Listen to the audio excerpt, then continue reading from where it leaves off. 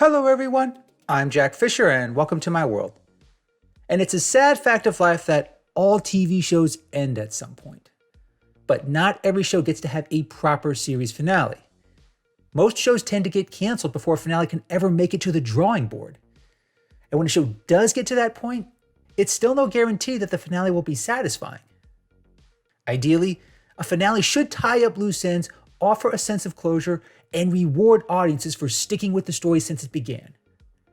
But that's the best case scenario. Series finales tend to be mixed, both in terms of their reception and their narrative effectiveness. Truly satisfying finales like that of MASH are a rarity. It's far more common for a series finale to be divisive.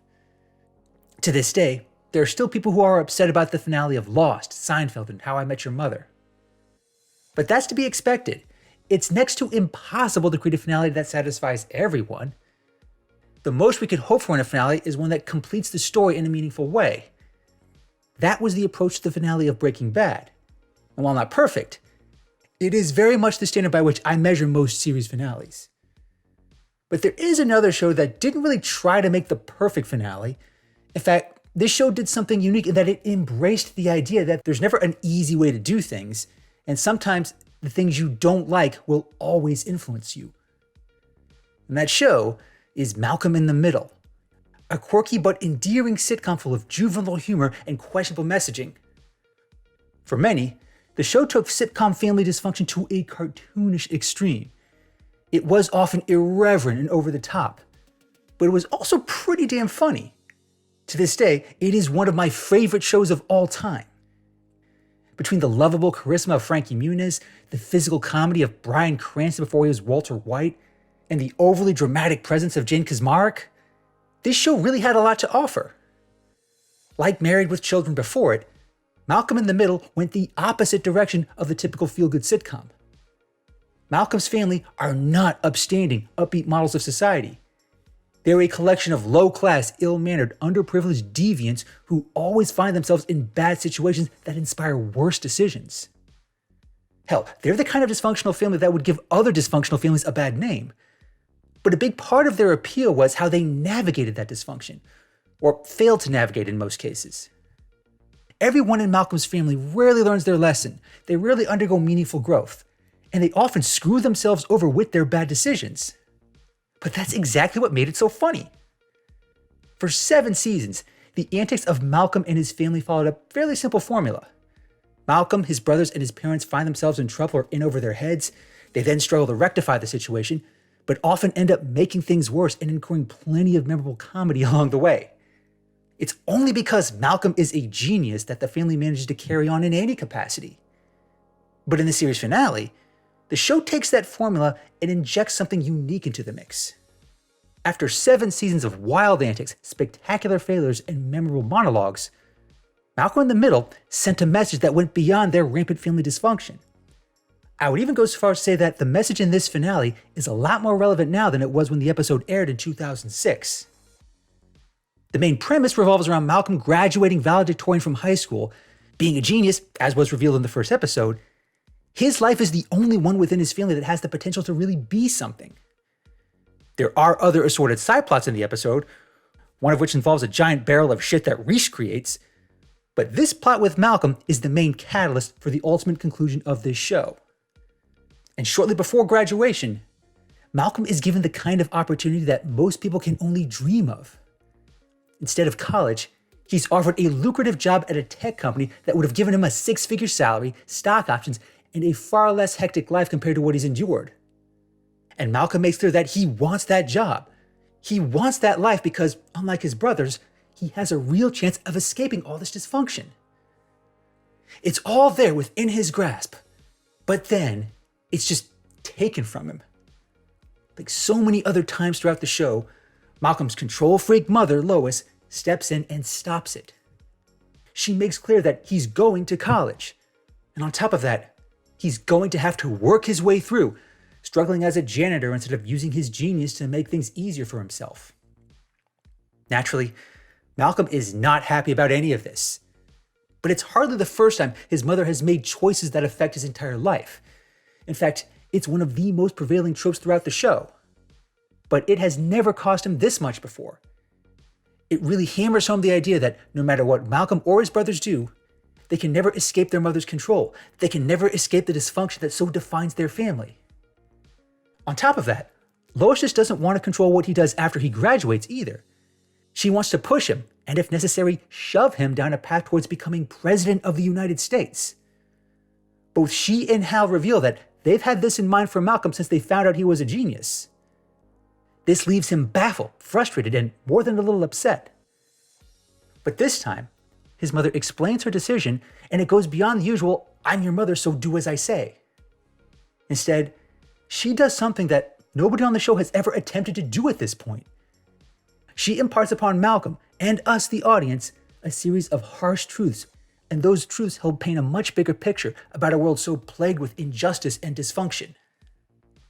At the same time, it also makes a compelling case for why Malcolm should be president. I'm sorry, it's not enough. You know what it's like to be poor, and you know what it's like to work hard. Now you're gonna learn what it's like to sweep floors and bust your ass and accomplish twice as much as all the kids around you. And it won't mean anything because they will still look down on you. And you will want so much for them to like you, and they just won't. And it'll break your heart. And that'll make your heart bigger and open your eyes, and finally you will realize that there's more to life than proving you're the smartest person in the world. I'm sorry, Malcolm, but you don't get the easy path. You don't get to just have fun and be rich and live the life of luxury. Beyond simply reinforcing how much Lois exerts control of her children, her words also reflect the collective frustration of many other families mired in dysfunction. From the Bundy family and Married with Children to real people in the real world who struggle with similar dysfunction, she articulates a sentiment that is difficult for most non-working class people to grasp. Malcolm and his family are effectively trapped in this dungeon of poverty. They're low-class, unimportant people who never get the opportunities to climb the social ranks. Lois and Hal are forced to work demeaning, low-paying jobs that don't provide nearly enough to support a large family, let alone one full of rowdy children that get into trouble every other day. And when you take a step back and just look at their situation, just ask yourself, how could Malcolm's family not be dysfunctional in this environment? This is a world that keeps anyone who isn't born into a good situation from improving their lives. It's an environment that breeds and reinforces the dysfunction that Malcolm and his family so hilariously embody. And anytime someone does get a chance to leave, they just jump at the opportunity and they never look back. Lois knows this. She understands fully that if he takes that job, he'll just get rich and comfortable, forgetting about where he came from and never giving another thought to those who weren't as fortunate. And sure, that's entirely understandable, as Malcolm's reaction so nicely demonstrates. And nobody could blame him for simply wanting a better life. But in doing so, he will not change the never-ending cycle that plagues families like his. Because most people are inclined to take the easy path out of hardship, poverty, and dysfunction. But Lois, for all her neurotic tendencies, is pushing Malcolm to endure that hardship for the good of other families like them. And what makes these final moments of the show so powerful is that Malcolm actually listens to his mother this time. He does not fight her. He even comes to understand why she did what she did in denying him that job. He then realizes that because of his genius, because of the opportunities he now has, he'll be in a position to do much more than just escape his situation. He'll actually be capable of influencing the world in a major way. And unlike everyone else who influences the world, he'll understand what it means to have endured real struggle, strife, and dysfunction. So, in the final scenes of the show, Malcolm follows the path that his mother laid out for him, going to Harvard and working as a janitor to pay his way through. This ensures that he will continue to suffer the effects of his family's dysfunction, but it will also help him maintain perspective. And that perspective is something no modern president will ever have. The fact that so many real-world politicians seem so out of touch with ordinary people, especially the working class, that just gives further weight to Lois's words. So, rather than leave all his dysfunction behind, Malcolm carries it with him. This way, he'll be able to bring us perspective that others either don't know about or don't want to confront. And like everyone else who tries to raise awareness of working class dysfunction, he's smarter than them. He's actually capable of overcoming the traditional barriers that keep people like him from imparting real, meaningful change. It offers an unexpected yet uniquely satisfying kind of hope. And that's quite remarkable, because most episodes of Malcolm in the Middle tend to end with a sense of misanthropy that reverts Malcolm's family back to the status quo. Time and again, Malcolm and his family are never allowed to get ahead or rise above their dysfunction. But at the same time, they never seem to sink into this defeatist malaise like the Bundy family. But that's exactly what puts Malcolm in a position to do something greater. He has both the perspective and the aptitude to do great things, such as become a president who actually cares about helping dysfunctional families like his. And at a time when working class people are enduring ever more hardship, the world really does need leaders who have Malcolm's perspective. Such leaders are exceedingly rare. But the Malcolm in the Middle finale dares us to imagine what we can do when capable people from dysfunctional backgrounds actually get a chance to do something more. The show doesn't offer too many details about what happens to Malcolm beyond Harvard, but it is refreshing and even a little uplifting to think that a show full of so much exaggerated dysfunction could envision a brighter future. In the end, it's fitting that a show like Malcolm in the Middle can give us such a humorous yet hopeful finale. Thanks for watching, everyone, and thanks for joining me in my world. Please remember to like, comment, and subscribe. Until next time, take care and stay safe.